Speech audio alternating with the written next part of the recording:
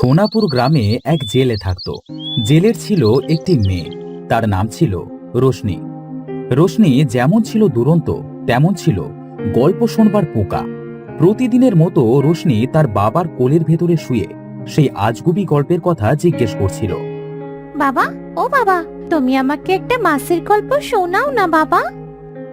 না রে মা, আমাকে এখন আর বসে বসে তোর সাথে গল্প করলে চলবে না। আমাকে এবার নদীতে যেতে হবে। ছোটরা সবাই মনে হয় এত সময় মাছ ধরতে চলে গেছে। বাবা, এবার কিন্তু আমি রেগে যাচ্ছি। আর তুমি তো জানোই, রেগে গেলে আমি কিন্তু বাড়ি থেকে চলে যাব। না না, আমার লক্ষ্মী সোনা, আমি তোকে এক্ষুনি মাছের গল্প শোনাচ্ছি। হ্যাঁ, শোনাও গল্প। একটা নদীতে বাস করত অনেকগুলা মাছ। সেই মাছেদের ছিল বড় একটা প্রাসাদ। সেই প্রাসাদে মাছেদের কোনো শান্তি ছিল না। কেন শান্তি ছিল না বাবা? কারণ সেই নদীতে অনেক জেলে একসাথে মাছ ধরতে যেত, আর তারা প্রতিদিন এত মাছ ধরতো যে প্রাসাদটা প্রায় মাছ শূন্য হয়ে যাচ্ছিল। খুবই দুঃখের কথা বাবা, মাছেদের জন্যে আমার খুব কষ্ট লাগছে। দুষ্টু বুড়ি একটা, এই বানানো গল্প শুনে তোকে আর কষ্ট পেতে হবে না। এবার আমি গেলাম, তোর মাকে বলিস বাবা মাছ ধরতে গেছে। আচ্ছা বাবা, যাও, আমি মাকে বলে দেব।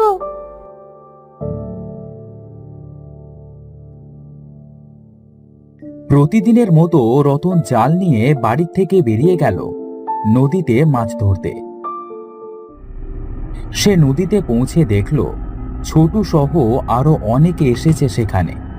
রতন গিয়ে ছোটুকে বলল, ছোটু, আজ একটু দেরি হয়ে গেল আসতে। তুই তো জানিস মেয়েটা আমার বড্ড জ্বালাতন করে। ভাই, সেই কখন থেকে আমরা তোমার জন্য অপেক্ষা করছি, সেটা কি তুমি জানো? আচ্ছা আচ্ছা, এবার সবাই যে যার মতো জাল ফেলতে লাগো। শোনো ভাইরা, তোমরা নৌকাটা নিয়ে এইদিকে যাও, আর আমরা এই দিকটায় যাই। জেলেদের সব কথা নদীর ওপর থেকে একটা মাছ শুনে সে সাথে সাথে পানির নিচে চলে গেল।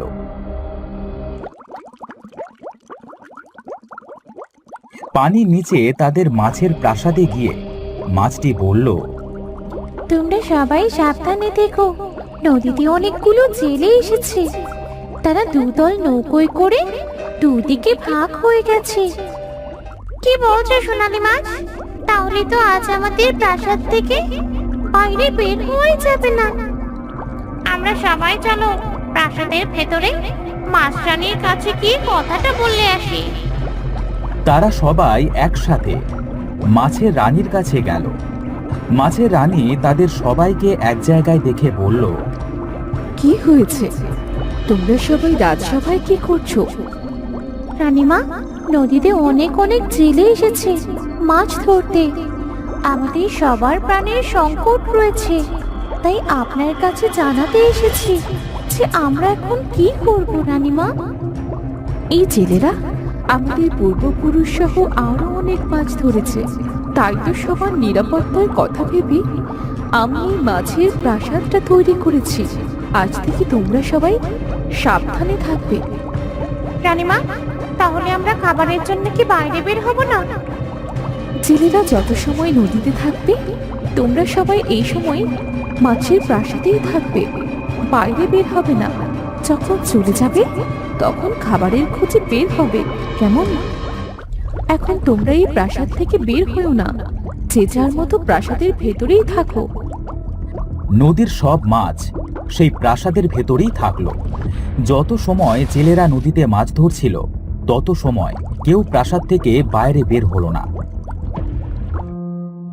এদিকে জেলেরা একের পর এক জাল ফেলেও যখন তাদের জালে একটিও মাছ উঠছিল না, তখন তারা হতাশ হয়ে বসে পড়ল। সেই কখন থেকে মাছ ধরছি, কিন্তু জালে তো একটা মাছও উঠছে না। আজ মনে হয় আমাদের জালে একটা মাছও উঠবে না।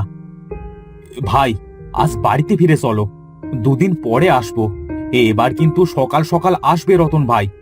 প্রতিদিন তুমি বড্ড দেরি করো কিন্তু। আচ্ছা আচ্ছা ভাই, তাই আসবো। এবার দিন যদি মেয়ে ঝামেলা করে তবে তাকে সাথে করেই আনবো। সেদিনের মতো সবাই যে যার মতো বাড়িতে ফিরে গেল।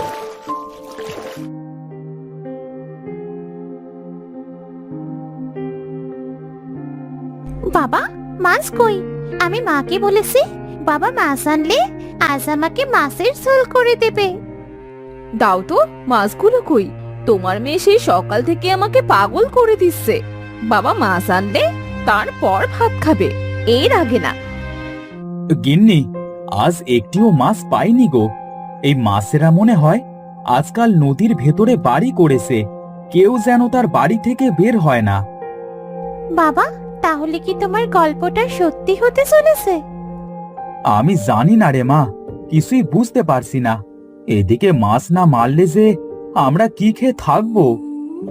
মাছকে কেন মারো বাবা? আমাদের যেমন প্রাণ আছে ওদেরও তো প্রাণ আছে। তুমি মাঠে কাজ করো বাবা, আর মাছ মেরো না। পাগলি মেয়ে একটা, যা এখন ঘরে যা। এখন আমার কিছু ভালো লাগছে না, আমার একটু বিশ্রামের প্রয়োজন এখন। এভাবে দুদিন কেটে গেল। দুদিন পর ছোটু এসে রতনকে বলল, ভাই চলো, আজকে সকাল সকাল আমরা নদীতে যাই। হ্যাঁ ভাই চলো, আমিও কেবল বের হচ্ছিলাম। দাঁড়াও বাবা, আমিও আজ তোমার সাথে যাব। আমি কোনোদিনও মাছ মারা দেখিনি বাবা। ভাই, এই মেয়েকে আজকে সাথে করে নাও, মাছ মারা দেখলে ও খুব আনন্দ পাবে। আচ্ছা চল মা, তাহলে আজ তোকে সাথে করেই নিয়ে যাই। তারা সবাই একসাথে নদীতে গেল। নদীতে গিয়ে দেখলো বাকি জেলেরাও চলে এসেছে। তারা যখন নদীতে জাল ফেললো, সাথে সাথেই জালে অনেক মাছ বাঁধলো। জেলেরা তো খুব খুশি হলো। দেখ মা দেখ, তুই তো দেখছি আমাদের জন্য বেশ লক্ষ্মী। কত মাছ আজ জালে উঠেছে দেখেছিস? হ্যাঁ বাবা, তবে মাছগুলো পানিতেই মানায়। দেখো, এদের কত কষ্ট হচ্ছে। এরা কেমন হাঁসফাঁস করছে, দেখেছো বাবা? তুই চুপ থাকতো। জেলেদের জালে অনেক মাছ বেঁধে তারা খুশি হলেও এদিকে মাছেরা সবাই ভয়ে প্রাসাদের ভেতরে লুকিয়ে পড়ল। মাছের রানী তাদের সঙ্গীদের এভাবে আটকে পড়তে দেখে বলল, তোমরা সবাই শোনো, এখানে কেউ লুকিয়ে থেকো না। আমরা চলো আজ প্রাসাদের বাইরে বের হয়ে ছেলেদের আক্রমণ করে আমাদের সঙ্গীদের বাঁচিয়ে আনি। মাছ রানীর কথা শুনে নদীর পানি থেকে ঝাঁকে ঝাঁকে মাছ বেরিয়ে জেলেদের উপর আক্রমণ করলো। এত মাছ দেখে জেলেরা বেশ অবাক হলো। ভাই ভাই দেখো, স্রোতের মতো মাছ উপরে উঠে আসছে। এরা তো মনে হচ্ছে আমাদের উপর আক্রমণ করতে উপরে উঠে আসছে। শান্ত হও ভাই, শান্ত হও, কিছু হবে না। রতন তাদেরকে সান্ত্বনা দিলেও তাদের নৌকায় এত পরিমাণ মাছ উঠল যে তাদের নৌকাটি পানিতে ডুবে গেল। সোনালী মাছটি সব মাছকে বলল, শোনো সবাই, এই ছোট্ট মেয়েটাকে আমাদের বাঁচাতে হবে। এই মেয়েটা তার বাবাকে বলেছিল আমাদের ছেড়ে দিতে, কিন্তু তারা ছাড়েনি। হ্যাঁ, এই মেয়েটি আমাদের বাঁচাতে চেয়েছিল, কিন্তু এর আগে তো বাকি মাছেরা এদের ওপর হামলে পড়ে। তাই মেয়েটাকে আমাদের বাঁচানো উচিত। সবাই একে মাছের প্রাসাদে নিয়ে চলো। সবাই মিলে রোশনিকে নিয়ে মাছের প্রাসাদে চলে গেল। রোশনি তার চারিপাশে এত মাছ দেখে খুব ভয় পেল। তখন মাছের রানী রোশনিকে বলল, ভয় পেও না মেয়ে, তোমার কিচ্ছু হবে না। তুমি একটু সুস্থ হলেই আমরা তোমাকে নদীর ওপারে রেখে দিয়ে আসবো। আমার বাবা কোথায়? আমার বাবাকে তোমরা কি করেছো? আমার বাবাকে এনে দাও। তোমার বাবা কোথায় সেটা আমরা জানি না। তুমি খুব ভালো মেয়ে, মাছেদের প্রতি তোমার মায়া আছে, তাই তোমাকে আমাদের এই মাছের প্রাসাদে এনেছি। আমার বাবাও অনেক ভালো, অভাবে শূন্যে হয়তো মাছ মারে। আমাদের সংসারটা ভালোভাবে চললে আমার বাবা কখনো তোমাদের মারতো না। তোমরা দয়া করে আমার বাবাকে এনে দাও। তোমার জন্য তোমার বাবাকে আমরা ফিরিয়ে দিচ্ছি, না হলে কখনো তাকে এই নদী থেকে ফেরত দিতাম না। বাবা, তোমাকে কতবার বলেছি তুমি মাছ মেরো না বাবা। আজ যদি তোমাকে হারিয়ে ফেলতাম তাহলে আমার সাথে কি গল্প করতো বাবা? মারে, তুই তো জানিস অভাবের জন্যই আমরা মাছ মারি। রানীমা, আমাদের সঙ্গীদেরকে দয়া করে ছেড়ে দিন। আমরা আর কোনোদিন এই নদীতে মাছ ধরতে আসবো না।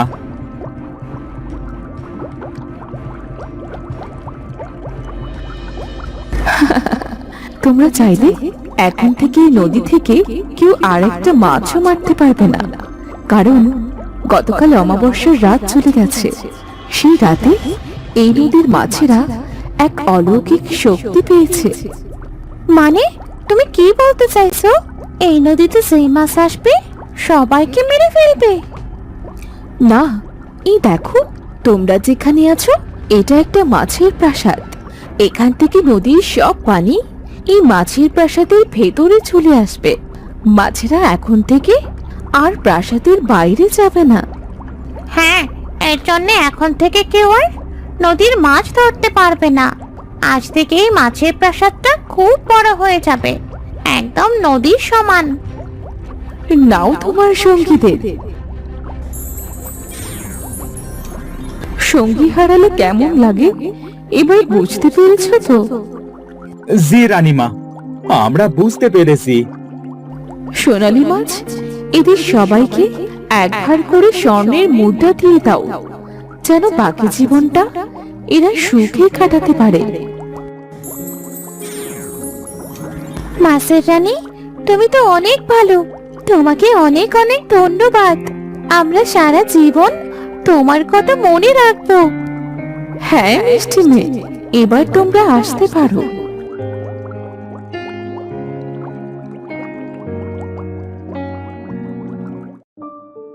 সবাই মাছেদের প্রাসাদ থেকে বেরিয়ে নদীর ওপরে চলে আসলো। ছোটু হাঁপ ছেড়ে বলল, ভাই ভাই, আজ খুব বাঁচা বেঁচে গিয়েছি। আর কোনো দিন এই মাছ মারবো না। সবাই যে যার মতো বাড়ি চলো। চলো বাবা, এই স্বর্ণের মুদ্রা দিয়ে আমরা সারা জীবন বসে খেতে পারবো। মাকে গিয়ে আজ সব বলবো। দেখো, মা তোমার উপর খুব রাগ করবে। দুষ্টু বুড়ি, আর পাকা পাকা কথা নয়, চল এবার বাড়িতে চল। তারা সবাই যে যার মতো বাড়িতে ফিরে গেল। এরপর থেকে মাছের দেওয়া স্বর্ণের মুদ্রা বেচে তাদের বাকি জীবন সুখে শান্তিতে কাটতে লাগলো।